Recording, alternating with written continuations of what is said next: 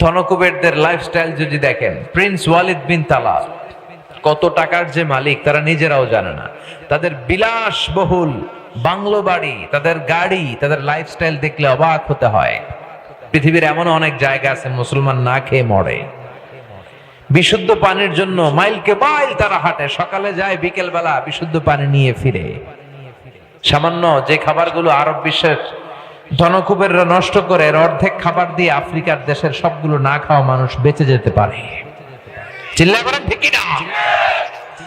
এজন্য আল্লাহ বললেন, দুনিয়ার এই চাকচিক্য লোভ তোমাদেরকে গাফেল বানিয়ে দিয়েছে। এই দুনিয়াটা আসলে একটা লোভ, এটা একটা মোহ, এটা চাকচিক্যময়, লোভাতুর করে রাখে আমাদের। এই লোভ, চাকচিক্য, মোহ, এই মরিচিকা আমাদের থামবে না, কমবে না যতক্ষণ না আমরা কবরে না ঢুকি। হাত্তা জুরতুমুল মাকাবির। কার কথা? এই প্রিন্স ওয়ালিদ বিন তালাল বর্তমান সৌদি বাদশার, আগের বাদশার ভাগিনা, আব্দুল্লাহর ভাগিনা। সে কিংডম হোল্ডিং কোম্পানির মালিক। তার একটা বিমান আছে, নিজস্ব বিমান, যে বিমানটার 70% স্বর্ণ দিয়ে বানানো। আমি ব্রুনাইতে গিয়েছিলাম গত কয়েক বছর আগে একটা প্রোগ্রামে। ব্রুনাইয়ের সুলতান হাসান আল বালখিয়া, তার একটা প্যালেস আছে, রাজপ্রাসাদ, পৃথিবীর সবচেয়ে বড় রাজপ্রাসাদ। ওটার মধ্যে প্রায় 2000 রুম আছে। ওই রুমের যে টয়লেটের কমোড গুলো স্বর্ণ দিয়ে বানানো। তার সংগ্রহে রোলস রয়েস গাড়ি আছে 500টা। কয়টা? যে রোলস রয়েস গুলো এক একটার দাম 8 থেকে 10 কোটি, এরকম 500টা রোলস রয়েস গাড়ি আছে। আচ্ছা বলেন তো, একটা ফ্যামিলির, ভিআইপি একটা ফ্যামিলির চলতে ফিরতে ঘুরতে মোজ মাস্তি আনন্দ করতে কয়টা গাড়ি লাগে? 5টা, সর্বোচ্চ 10টা। তার সংগ্রহে রোলস রয়েস আছে কয়টা? 500টা। আরো পৃথিবীর দামি দামি ব্র্যান্ডের যত গাড়ি আছে, পোরশে, ফারারে, লাম্বরগিনি, মেবেচ, বগাডে, ওডি, রেঞ্জ রোভার, এই নামের যে বিখ্যাত বিখ্যাত গাড়ির ব্র্যান্ডের সব তার কালেকশনে আছে। তার মানে আমাদের এই লোভ, আমাদের এই লালসা, সম্পদের প্রতি আমাদের চরম আকাঙ্ক্ষা কোনোদিন কমবে না যতক্ষণ না আমরা কবরে না ঢুকি। চিল্লা এখন ঠিক কিনা? এজন্য রাব্বুল আলামিন বলেন, আলহাকুমুত তাকাসুরু হাত্তা যুরতুমুল মাকাবির। দুনিয়ার লোভ লালসা তোমাদেরকে গাফেল বানিয়ে রেখেছে। এই গাফলতি কোনোদিন তোমার কমবে না যতক্ষণ না কবরে না ঢুকো। ঠিক কিনা?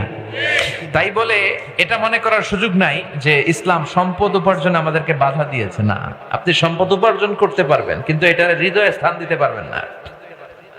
এটা সম্পদ হাতে রাখবেন, প্রয়োজনে খরচ করবেন, দান করবেন, কিন্তু হৃদয়ে থাকবে কার ভয়? চিল্লায় বলেন, যাদের হৃদয়ে আছে আল্লাহর ভয়, তারা কভু পথ ভুলে যায় না।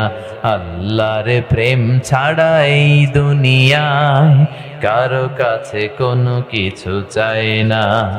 রাতের আধারে যারা সেজদাতে রয়, দু চোখের শ্রুতে নদী যেন বয়। ছলনার হাতছানি যতই আসুক, পেছনে ফিরেও সে তাকায় না।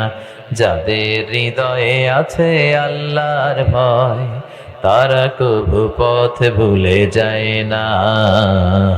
আল্লাহর প্রেম ছাড়া এই দুনিয়ায় কারো কাছে কোনো কিছু চাই না। ঠিক কিনা? এজন্য ইসলাম বলে সম্পদ উপার্জনে বাধা নাই, কিন্তু সম্পদ যদি এমন পরিমাণে চলে যায়, নিজের খরচের পরেও বিশাল সম্পদ পড়ে থাকে, তখন যাকাতকে ফরজ করে দিয়েছে কে? দে যাকাত, দে যাকাত, তোরা দে রে যাকাত। তোর দিল খুলবে পরে, আগে খুলু খাত। দে যাকাত, দে যাকাত, তোরা দে রে যাকাত। ঠিক কিনা? দান করলে সম্পদের বরকত দেয় কে? যারা যাকাত ফরজ হওয়ার পরেও যাকাত দেয় না, আল্লাহ বললেন, নবী, ওয়াল্লাযীনা ইয়াকনিজুনা আয-যাহাবা ওয়াল ফিদ্দাতা ওয়া লা ইউনফিকুনাহা ফী সাবিলিল্লাহ ফাবাশশিরহুম বিআযাবিন আলীম। যারা সম্পদ জমিয়ে রাখে, রৌপ্য জমিয়ে রাখে, সোনা জমিয়ে রাখে, ব্যাংক ব্যালেন্স করে রাখে, যাকাত দেয় না, নবী আপনি তাদেরকে কঠিন আযাবের সুসংবাদ দেন। কার কথা? কঠিন আযাবের সুসংবাদ। ওমিয়া বলেন তো, আযাবের কি সুসংবাদ হয় না দুঃসংবাদ?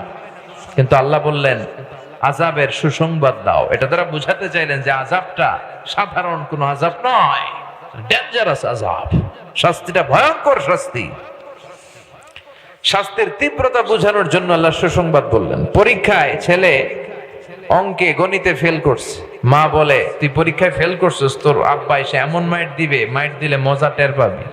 অমিয়া মাইট দিলে কি মজা লাগে না ব্যথা লাগে? কিন্তু মা বললেন মজা টের পাবি।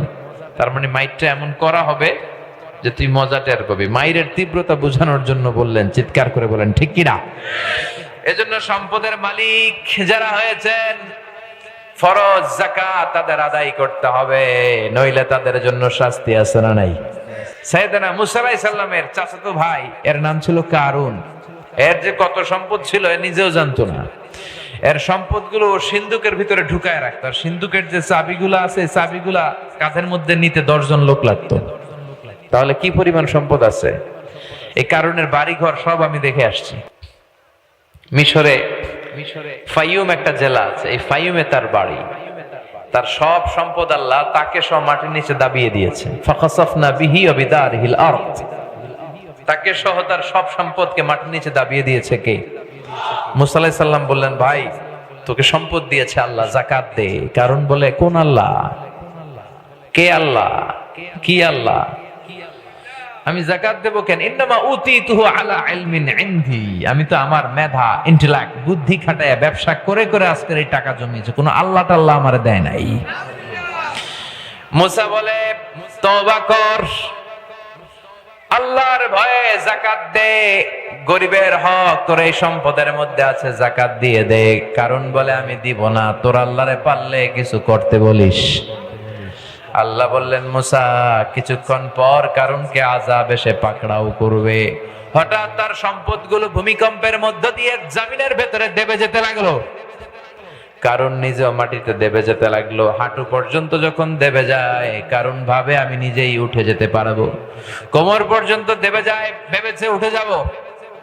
গলা পর্যন্ত যখন দেবে যায়, এবার হাত তুলে বলে, মুসা আর পারি না, বাঁচা।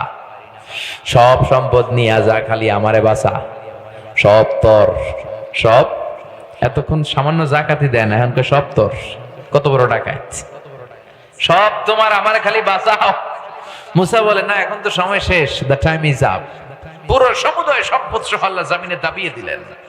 বহাইরা কারুন হয়ে গিয়েছে, এখন সেখানে লেক, ছোট্ট নদী, ছোট্ট সাগরের মতো।